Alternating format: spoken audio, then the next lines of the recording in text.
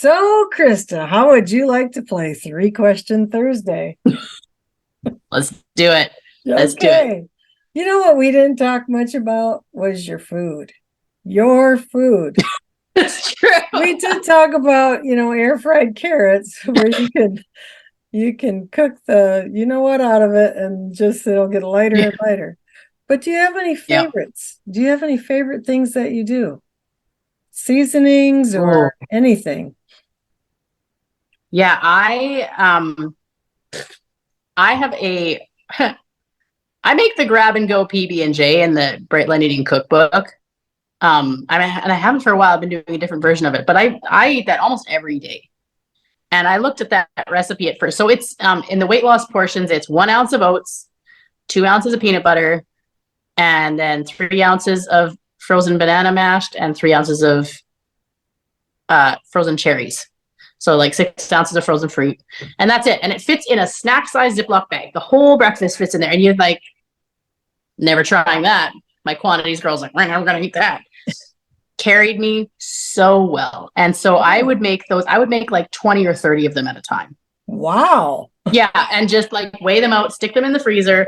And then that was what I ate. You just grab it, you just eat it frozen like a granola bar or something. Like you just wrap a paper towel around and eat it.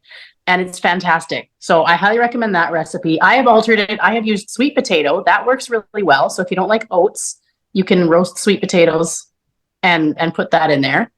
In the PB&J? Yeah, because they don't freeze anything that doesn't freeze like ice hard. Wendy says she did subbed puffed rice for the oatmeal. That would work too, because even if it's frozen, puffed rice is still going to be soft, right? So, and any fruits that don't freeze solid. So mangoes are good in there, blueberries, cherries, banana, pineapple. Those all work really well. A pineapple, if you do extracts, pineapple one with coconut extract and a little bit of cardamom is like, Nice. that's good. Yeah. Okay. So that would be. Well, you know what? You gave me a picture to use on the slideshow, and you have this mammoth bowl. I mean, big bowl of salad. It looks like it's something you'd bring to a potluck. Okay. So how do what do you do for dressing on that? I mean, salad. Because that would just be like not enough dressing unless it was. Yeah, no, the half ounce of oil does not go far. Yeah, I agree. What do you do? I never use my fat as my salad dressing. So I have a few salad dressings I do. I think the one you saw was my Mexican salad, maybe. Yeah, I think so. I think it looked like there was some or beans on it. Yeah. So usually I like a really big voluminous salad. So whatever ounces of salad, I do half spring mix, like half of it. So if I'm doing an 8-ounce salad, that's 4 ounces of spring mix. I'm using a fruit serving bowl for my salad. And then other veggies on top, whatever the salad you're making, the veggies to coordinate. If it's a Mexican one, I will for sure douse it in lime juice and salt and a little bit of cilantro. And then I'll use avocado for my fat and a 2-ounce condiment of salsa. And because of the lime juice, the salsa will incorporate more. It's not as dry. So that would be a Mexican one. Sometimes I'll make a chili bean to put in there too. So 6 ounces of beans and put the salsa in the beans and then add some taco seasoning. Microwave that with a bit of water and then it's saucy and you just put that in your salad. But a sweeter salad that I'll do at lunchtime is I will do cinnamon and balsamic vinegar. And then I'll do pecans for my fat and I'll put my fruit right in the salad.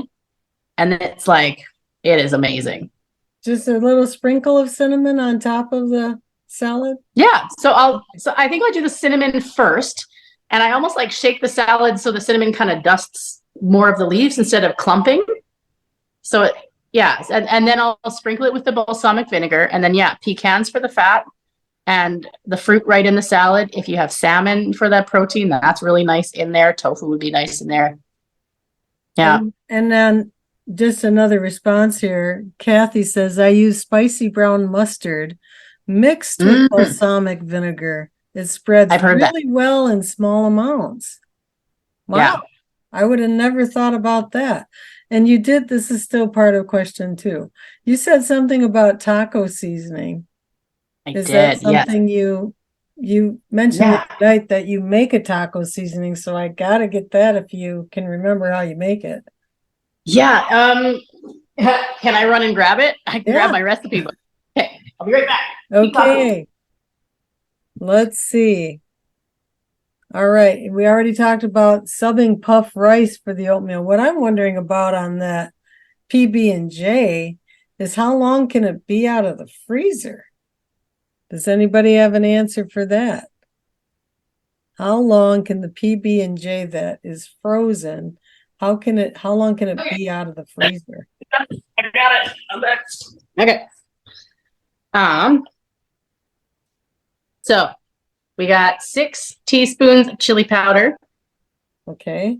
It's actually just whatever scoop size you want. It's all written in teaspoons. So if you want to use a tablespoon and make a big batch, if you want to use a 1/4 cup measure, go ahead.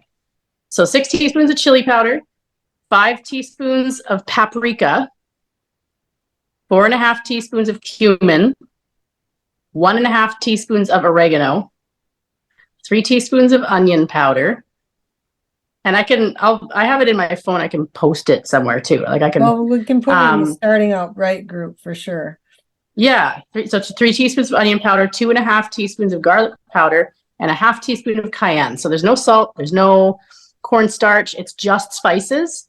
I will buy my spices in like the ethnic section of my grocery store. So I'll buy like the big bag of chili powder and paprika and cumin and stuff. And I'll make like a freezer Ziploc bag of this stuff because I use it every day. And I'll use a 1/4 cup measure. So I'll do 6 1/4 cups of chili powder, 5 1/4 cups of paprika. And that's how I make it. I give it out as Christmas gifts instead of cookies. Here's some taco seasoning, right? Nice. Same thing. You can make a pumpkin pie spice seasoning. Like here, happy Thanksgiving, have some pumpkin pie spice. Stuff like that. So yeah, that's what I use in my chili beans. I put my 6 ounces of beans, my 2 ounces of salsa, and like maybe anywhere between a teaspoon and a tablespoon of this seasoning, probably more if I'm really honest with myself. And some salt, but I salt it to taste. Yeah. Okay. You can throw complement protein in there if you use that, because complement protein is savory, so it kind of tastes like refried beans when you put it in there. So that's actually really good if you ever wanted a good way to eat complement. That's fantastic. Okay, question number 3. This is for all the money, all the marbles. All right. You gave me a picture of the watercolor, which was amazing. And that's on the slideshow for those who are here or are going to watch on YouTube. But you also gave me a picture of like a whole bunch of books. They're meditation books, I believe. Can you talk about that? It's daily readers. Okay. Yeah. Daily readers. Yeah. So I, on my Instagram, and I think it carries to Facebook as well, I have a habit stack of things I do every morning after the accountability call. I share a takeaway, I share something from a daily reader, I share a gratitude, and I share 4 intentions for the day, and then I do some kind of stupid little dance. And that it's just, I do it every day, and that's what my stories are. It's automatic for me. It's great for my ADHD and my social media addiction. It's like one and done. You share that on your Instagram. Yeah. So I have like, I don't know, 20 daily readers. I've got some here to show you. And there's all kinds of varieties. So because of my ADHD, I have some really silly kid-like ones. This one's called Love the Fur You're In, Monster Wit and Wisdom from Sesame Street. And so it's got little, quips and things, I'm trying to find a good one, but don't give a hoot, just play your song.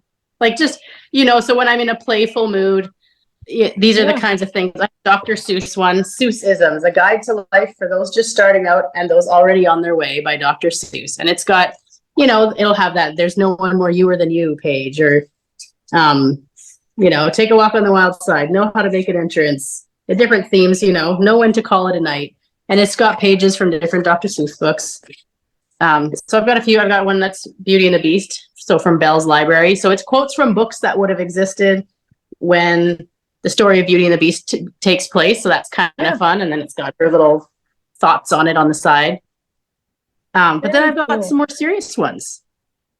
One that would actually probably be really good. I think this should be required reading. 50 Ways to Soothe Yourself Without Food by Susan Albers. It is so good. She's a psychiatrist that works with people with eating disorders. Okay. It is such a good book. Highly recommend. And it's broken down into like little easy to read snippets. So my ADHD brain loves this one. And the only other one I would say I have to recommend is The Daily Flame, 365 Love Letters from Your Inner Pilot Light by Lisa Rankin. Okay. So this one, just as a spiritual disclaimer, this one is New Age. However, the way it's written, I read it as, and I'm going to put my Christian lens on here. So if you're from a different faith, just interpret this your own way. But for me, I read these as a letter from the Holy Spirit to me. And that's really how they read. They really all read that way. And so I have gotten so much out of this one. But if you are more into like your higher self or, you know, the great divine or the great unknown, these work just as well for any faith, but really well also for the Christian faith. So The Daily Flame. And I understand that Susan is going to come out with one. Is that right? Did you hear that too? Yeah. Okay. Yeah, that's the rumor. So I forget what it's called now, which I feel really bad because the group in Bright Line Eating is Bright Day Boosters. Kathy, do you remember what it's called? On This Bright Day, I think. Am I right? I think it's called On This Bright Day. I think you can already pre-order it too. Okay. It's already up for pre-order. Yeah. Okay. So. Well, again, Krysta, thank you so much for sharing your story, all this glorious information, and thank you for playing 3-Question Thursday. It's been a delight to get to know you. It's been so fun. Thank you so much for having me on. It's been an honor. You're welcome. Good night, everybody. Stay bright.